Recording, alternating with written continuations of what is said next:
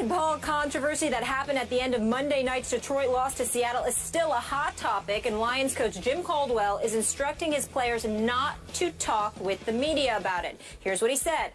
I'm not going to tell them not to talk about it. We can't be hanging on something that happened a night ago that we can do nothing about. There's nothing we can do about it. Very true. Herm Edwards is still here with us. Do you like the way Jim Caldwell handled this controversy during and now after the game, Coach? Well, during the game, I wish that obviously he would have called the referee over there and said, hey, look, hey, that's not the correct call. I mean, that's not, can we look at this? Because this needs to be looked at. I'm trying, in other words, I'm trying to help you guys out. Because you have not made the correct call. Okay? So you need to look at this before you decide what you're about to decide. And how would have got his attention? However, if I'd had to walk down in the end zone, throw a red flag, do something, but say, hey, come on over here.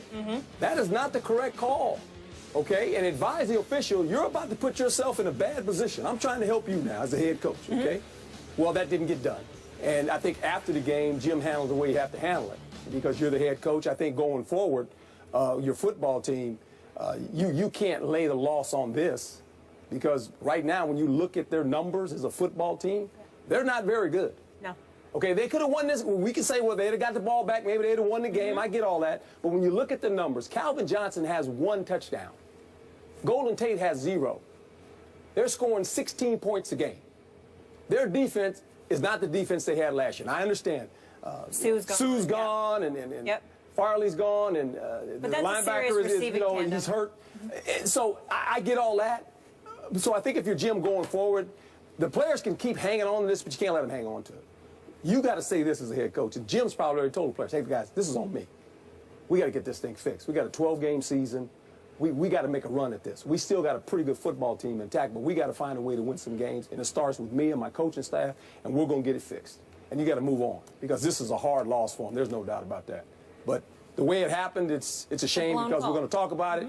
We know the officials were not in position or to call it correctly, and I'm surprised the officials didn't huddle up and say, hey, look, let's get this thing right, because this is wrong. But Jim could have brought it to their attention, knowing that I know the rules, and the rules say that you cannot bat the ball out of the end zone, period. And it's kind of ironic because in 2013, this happened with New England and San Diego. There was a batting call by in a game, and then Seattle had one, believe it or not, against San Francisco, where they batted it out of bounds. Okay, but they're batting it out of bounds, not through the end zone. Yes, but here's the deal. What struck me right away when it happened, I said, well, that's a foul. But was even more mystical to me is like, you never teach a defensive player to bat a ball. No. You always go after the ball. Now, if you go after the ball and you miss it and it goes out of the end zone, it's one thing, but you fall on the ball. When it's a fumble, defensive players are taught to fall on the ball. Some of them will actually pick it up and run for a touchdown. I wonder who that was. Okay? Yeah. But you go for the ball. You don't never knock it out of bounds or try to knock it out of the end zone. You don't do that defensively. That's just my mindset. I mean, I've always coached my teams that way. You go after the ball. You try to take the ball away from the offense. And when it's on the ground, go get the ball.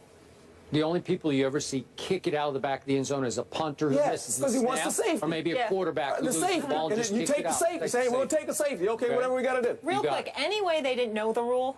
I don't know that. You got to ask them that. I don't know. I'm not going to sit here and try to second-guess coaches and their staff. Stephen A. You play to win the game. And I'm going to give you the jingle. Hello. That's the jingle, Stephen A. There you go, baby. You got it right. You know, don't press in. Yes. All of this stuff, Skip, that we point to, courtesy of our man, Coach Herm Edwards, speaks to a vivacious, a demonstrative personality, which Jim Caldwell could have used Monday night. This is why I brought it up. Okay.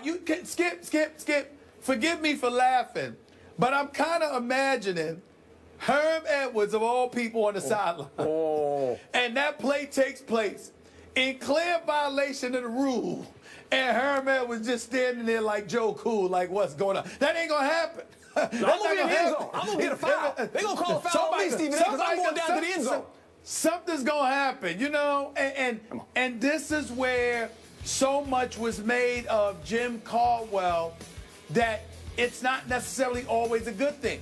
This is one of those instances, Skip, where dare I say, we would have preferred Jim Schwartz as the coach at that particular moment. Maybe. I'm not saying that he's not better for the Lions, because I definitely think that Jim Caldwell is better for them than he was. But I do think it's important to point out that a guy like Jim Schwartz would have been going ballistic. Yeah. He'd have lost his mind.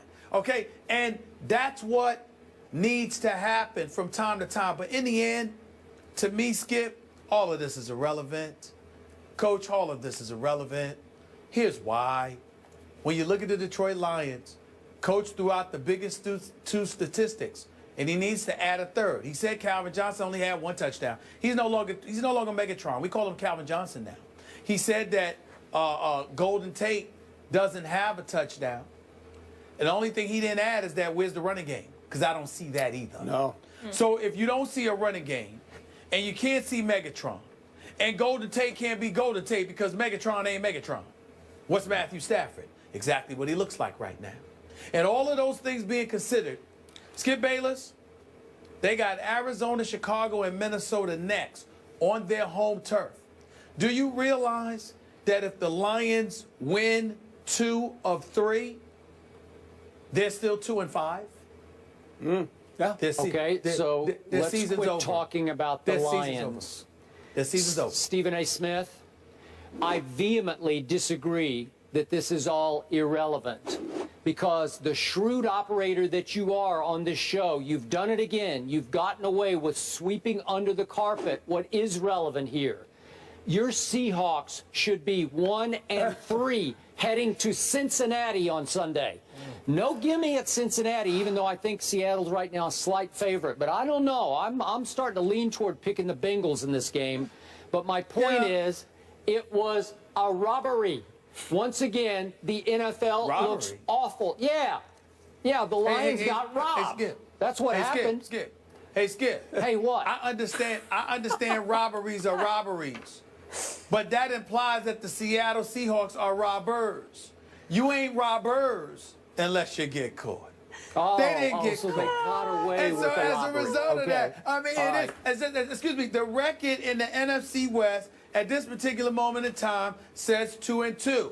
Undefeated since the return of Cam Chancellor. Yeah, that's what it says. That's what I see. Needs a big asterisk beside it. No. I don't know. I mean, we saw a bad play, a missed call. We get all of that. But I saw a defense that basically shut Detroit down until that last drop. I saw Cam Chancellor go in there sweeping and under the carpet, 91 yards for a touchdown until that last drive. That was some drive. Stuff like that happens. Oh, hey, your man Brandon Whedon. Hold on. Your man Brandon Whedon took the Dallas Cowboys about 90 yards on Sunday night. How'd the game end? How'd the game end, Skip Bayless? I'm just saying. I'm just saying. What happened? What happened? So let's get back to the Seahawks that you picked to go to the Super Bowl and win the Super Bowl, who stole that game. And by the way, their head coach, before I get to Jim Caldwell, Pete Carroll had no idea what that rule was or is, because he continued to talk about it yesterday as if the back judge is saying, the back judge, it was a 50-50 call. It wasn't a 50-50 call. It was a 100% call. You have to throw the flag. Hey, what? Hey, Skip Bayless. Do I get to talk on the show ever? That's subject to interpretation. That's subject to interpretation. Oh. That's all I'm saying. Yeah. That's your interpretation. I don't know that to be true. Maybe it was 50-50. I don't know. Maybe. Okay. Now you're in their camp. Okay. Now let's go back to what I thought should have been the headline of the day from the comments from Coach Caldwell. Coach Caldwell says that he saw the field judge, not the back judge, with his flag out in his hand, waving his flag like he was preparing to throw it, or to at least alert his compatriots on his ref crew, hey, and Jim saw it. That's what he said. I saw him waving the flag. Jim also suggested that the back judge might not have even known the rule. And is that possible? It's possible. I brought it up yesterday. I also brought up the fact that given the incredible volume of that 12th man crowd of theirs, it could be a little intimidating for a ref, and he might think about it and then hesitate just for a split second, like, do I really want to throw this flag to decide this game on this field in front of these folks? It's just psychological. They're all human. You know this. You've dealt with them for your whole life. And so did he hold it just a second and then think, no, I can't do that? But to your point, that if the field judge is waving his flag, and Jim thought that they did have a quick conference. Remember, the world fixated on, did Calvin Johnson break the plane? Right. That's where all the focus of that play went, right? Right. So everybody forgot about KJ Wright did a little patty cake and just clearly, blatantly knocked the ball out of bounds. You can't say it's 50-50. It's 100%. If you want to say batted, poked, whatever you want to say he did to the ball, he removed it from the playing field. Right. When it's incumbent upon him to have to control the ball in the end zone for a touchback. Because if he lets it bounce again and it goes sideways, Detroit might just fall on it for a touchdown, right? So that's why you cannot knock the ball out of bounds. Okay, so now I'm back to Jim Caldwell. If Herman Edwards sees one guy with his flag out waving it like this, Herman Edwards is running to the end zone. I'm going to get a foul. I'm going to get a foul. You're going to get a foul, but it might be a good foul because you might save the game for your Detroit Lions or whoever your team Well, was. I think what I've always tried to do, and the officials are in a tough spot. They are. I've always said this about officials. They never have a home game, okay? They never have a home game. And they got a tough job. We all have tough jobs, but I never try to put those guys in an embarrassing situation. I'd call a head referee over and say, okay, hey, look, that's fine. let's look at this. All right. I said, here's the deal. You have to make some kind of a statement. Yeah, you got to make a statement. Now, you got to, where all of a sudden the camera's on you, and you're telling the head, you're having a conversation, and that stops all this. It slows everything down. Hey, wait a second. And then you're telling the official, hey, look, we know the rules. I know you guys know the rules. That's a foul. And make him look at you and have a conversation, so at least they don't spot the ball and say the game's over. It was Tony Correnti, who was the head referee. He could say to you, Coach, my back judge decided it wasn't a foul, and you just have to say that was his judgment, and you'd have to let it go. Then you live with it. But I don't know that he would say that to you. At least you have to alert them that, look, this is what I'm seeing. Right now, and this is what they see up there. My coaches are telling me exactly what happened. Can we look at this? Are you sure? Are you positive you want to do this? Because obviously, under the rules, it's not reviewable because it's a judgment call. But they're looking.